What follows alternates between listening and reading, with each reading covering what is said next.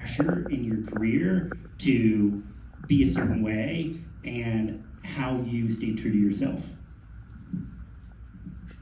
You know, I never felt like I had to be anything other than what I was.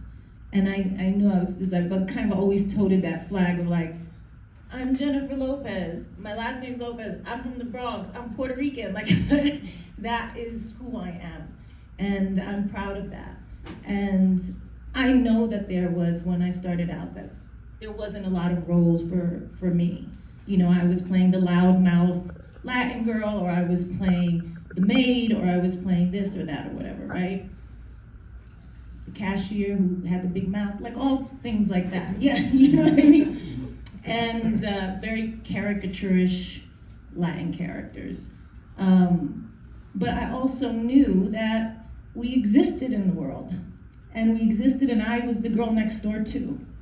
And I was the person who had hopes and dreams, and I was the person who was the cop, and I was the person who was the lead in my own movie, you know? And so I felt like that could happen. I believed that that could happen. I guess from my mom and my dad, you know, they really made me feel like I had a place in this world. And they had that dream for us because they were both born in Puerto Rico, and they came here and, you know, to New York, and I just had that inside of me to say, you know, I'm gonna stay me, but I'm also gonna be these things, and I want to do these things, and I have these dreams.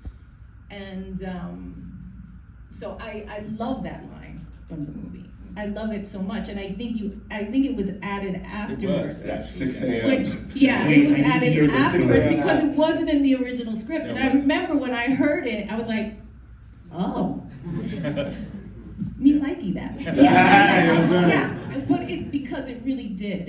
It wasn't even Ingrid Luna in the movie Kiss of the Spider Woman, playing Aurora and playing the Spider Woman. She wasn't trying to be Rita Hayworth or this or that, and even though they, you know, I have the blonde hair and all the things, and was a little bit whitewashed, which I think is right for the period of that time. She still had that flair and that flavor, like you can't hide that part of yourself, like it always comes through. And I think it was a great ad. It's funny, I would have liked to have had a whole year to do a big musical like this, but we didn't have that luxury. This is an independent film, and so we had, you know, everything was crunched. We didn't have much time.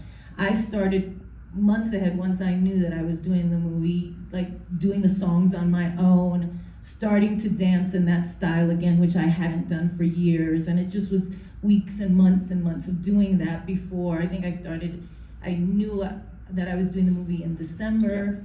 In January, the minute the holidays were over, like January 1st, I, you know, started with The Voice, and then from there, you know, started with the dance, and then we started filming in March. Yeah. In March. So I had a couple months, but our proper rehearsals and learning the actual choreography was, I mean, weeks. Yeah. And it was challenging. Your first sort of traditional Hollywood musical. Yes. Have you been approached at any time before to do one? No, I mean, I did Selena years ago, but it was not my voice. They wanted to use her voice. I did dance a little, but there wasn't much choreography. So this was my first musical, yeah.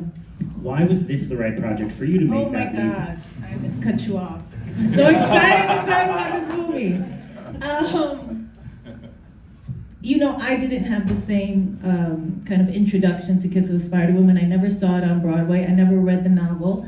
I never saw the first movie. My first introduction to it was a script that was sent to me, written by Bill Condon, and I was like, oh my God, I remember sitting in bed and reading it and going, oh my God, is this real? And I remember calling my agent back and I was going, this is mine, they want me to do this, right? And then he was like, yes. I never felt in my life that a part was, like I was born to play a part, ever. I always felt like, okay, I can play this part. And I really felt that with this. And I was so moved by the story between Valentín and Molina. And pass the baton to Tia.